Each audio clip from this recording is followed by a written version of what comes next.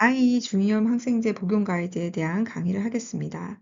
오늘은 약사가 설명하는 급성 중이염 항생제 복용법에서 부모들이 가장 많이 묻는 질문을 중심으로 설명을 해보겠습니다. 오늘의 강의 목차입니다.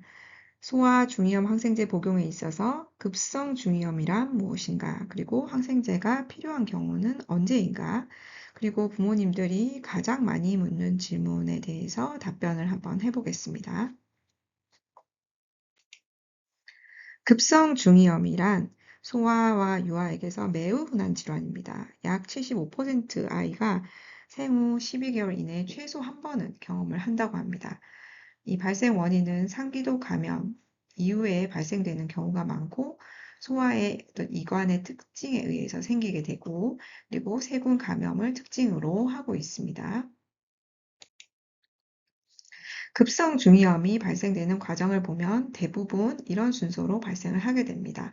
먼저는 바이러스에 의한 감기로 시작을 해서 소아에게 특이한 이런 이관 구조에 의해서 이러한 바이러스성 감염이 이전되게 되고, 중이의 점막과 부종과 같은 이러한 감염 징후가 보이게 되고, 그리고 세균 감염이 발전되면서 급성 중이염과 관련된 이러한 증상과 이런 감염이 발전이 되게 되는 이러한 발생 과정을 갖고 있습니다.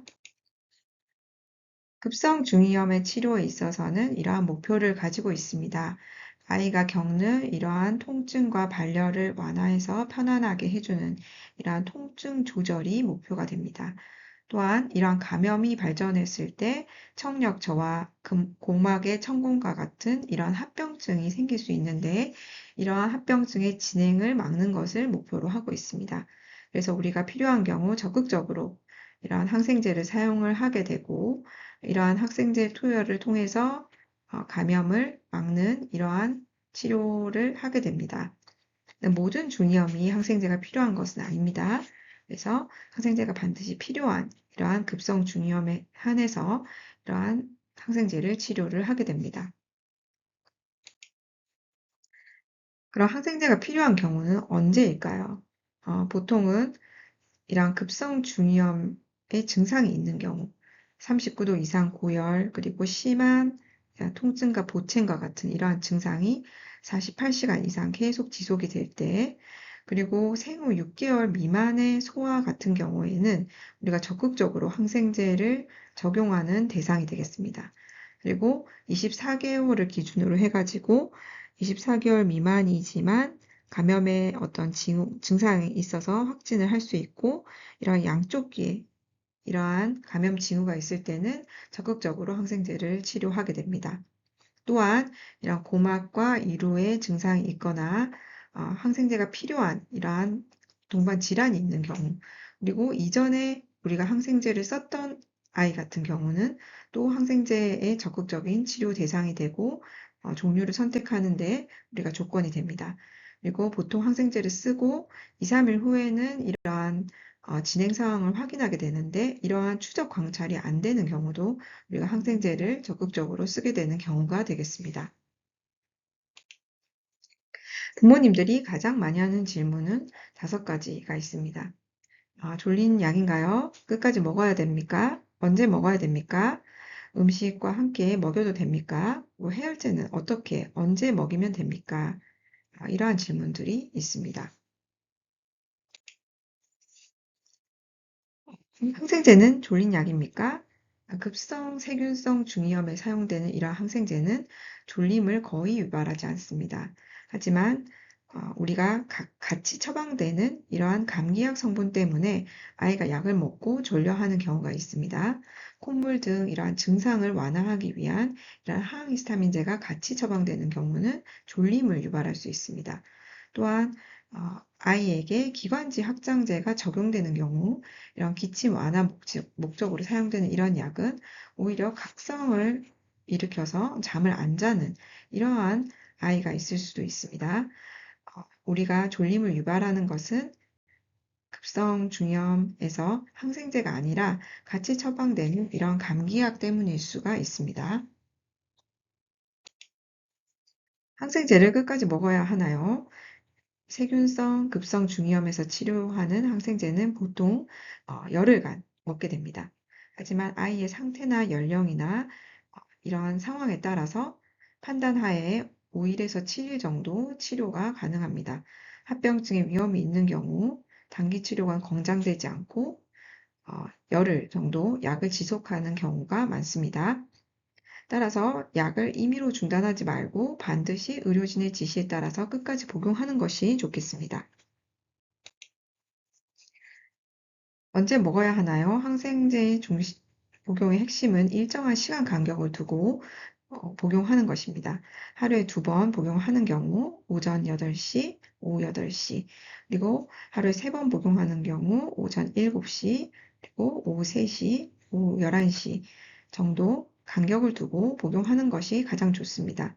아이가 먹는 것과 상관없는 이런 항생제가 많기 때문에 식사와 관계없이 시간 간격이 더 중요하게 되겠습니다. 아이가 자는 수면 패턴 시간을 확인하고 이 수면 시간을 피해서 규칙적으로 먹을 수 있는 이런 시간 간격을 설정하는 것이 좋겠습니다. 음식과 함께 먹어도 되나요? 중이염에 사용되는 이런 항생제의 대부분은 음식과 상호작용이 매우 적은 약입니다. 따라서 아이가 쓴맛 때문에 약 먹기를 거부할 때 아이가 우유를 먹고 있다면 가루약을 우유나 분유에 타서 다 먹을 수 있도록 하는 것이 좋겠습니다. 그리고 주스를 먹는다면 오렌지 주스나 같은 과일 주스에 타서 쓴맛을 막아서 더 잘 먹게 할 수도 있습니다.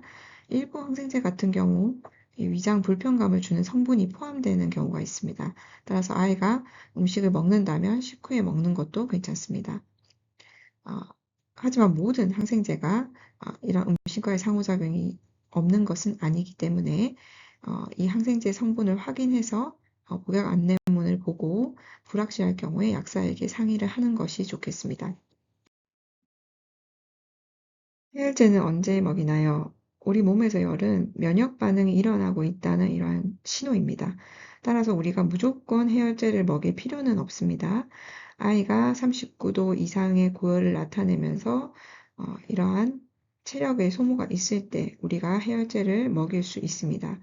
열이 낮더라도 아이가 통증, 보채과 같은 이러한 증상이 많을 때 해열 목적이 아니라 우리가 진통 목적으로 이런 약을 사용할 수 있습니다. 열이 높지 않아도 많이 보채거나 처지거나 잠을 못 자거나 하는 이러한 증상이 심할 때도 우리가 약을 적용해 볼 수도 있습니다. 해열제를 먹이는 방법에 대해서 알아보겠습니다. 내가 어떤 해열제를 받았는지 먼저 확인을 하는 것이 좋겠습니다. 우리가 해열제를 2가지 이상 받는 경우가 많이 있는데 오늘은 이런 2가지 해열제를 받았을 경우를 알아보겠습니다. 해열제를 교대 복용하는 경우 열이 안 떨어졌을 때 첫 번째 해열제, 아세트아미노펜 해열제라 하면 이 약을 먼저 먹이고 그리고 최소 2시간 이후 상황에 봐서 다른 종류의 이부브로펜 계열의 해열제를 먹일 수 있습니다. 우리가 해열제를 사용할 때는 반드시 한 번에 한 종류만을 사용해야 합니다. 2가지를 동시에 섞어서 먹이면 안 됩니다. 그리고 보통은 연령이 아니라 체중 기준으로 정확한 용량을 투여하고 하루에 쓸 수 있는 최대 횟수와 최대 양을 확인하고 그 안에서 약을 사용하여야 합니다. 같은 종류의 이러한 해열제를 2가지 동시에 복용하는 것은 안 됩니다. 복약 순도가 왜 중요할까요? 급성 중이염에서 세균 감염이 원인인 경우에는 우리가 항생제 치료를 끝까지 유지하는 것이 중요합니다. 정해진 시간, 규칙적인 복용, 그리고 치료 기간을 준수하는 것이 좋습니다. 증상이 나아졌다고 조기에 약을 끊게 되면 질환이 재발이 될 수 있습니다. 그리고 이 감염 질환이 완성이 안 됐을 경우에 합병증의 위험이 증가를 하게 됩니다. 결과적으로 이렇게 조기에 항생제 치료를 중단하는 것은 항생제 내성균을 발생하게 되는 원인이 됩니다. 따라서 우리가 항생제 처방을 받았다고 하면 임의로 중단하지 않고 병원에 다시 방문해서 항생제 치료를 지속해서 치료를 완결해야 되는지 이것을 확인하고 정해진 시간과 치료를 끝까지 하는 것이 좋겠습니다. 중이염 항생제 복용의 핵심 요약입니다. 항생제를 복용할 때는 약물 농도를 일정하게 유지하는 것이 좋기 때문에 횟수를, 시간 간격을 두고 규칙적으로 복용하는 것이 더 중요합니다. 또 일반적으로 열흘 정도 약을 먹을 수 있으며 증상이 좋아졌다고 해서 임의로 약을 끊지 말고 중간에 병원에 방문해서 감염의 증상과 징후를 확인하고 치료 종결을 확인하고 끝까지 약을 먹는 것이 좋겠습니다. 해열제 같은 경우는 만약에 두 가지가 처방되는 경우 이러한 시간 간격과 최대 용량을 지켜서 먹는 것이 좋습니다. 열은 정상적인 면역 반응이기 때문에 무조건 먹을 것이 아니라 아이 상태를 봐서 먹일 수 있는 약이 되겠습니다. 불규칙한 복용과 조기 중단은 중이염을 재발시키고 합병증이 생길 수 있는 원인이 되고 결과적으로 항생제 내성균을 발생시킬 수 있기 때문에 끝까지 약을 복용하는 것이 더 중요하겠습니다. 급성 중이염에 있어서 항생제가 필요한 경우 항생제는 일정한 시간 간격과 용량으로 정해진 일정에 따라서 끝까지 약을 복용하는 것이 좋습니다. 해열제는 종류를 반드시 확인하고 두 가지 약이 있는 경우에 약의 시간 간격 그리고 최대 용량, 횟수를 반드시 확인하고 다른 종류의 약을 먹는 것이 중요합니다. 처방된 약은 치료 기간 그리고 횟수를 정확히 지켜서 약을 끝까지 복용하는 것이 더 중요하겠습니다.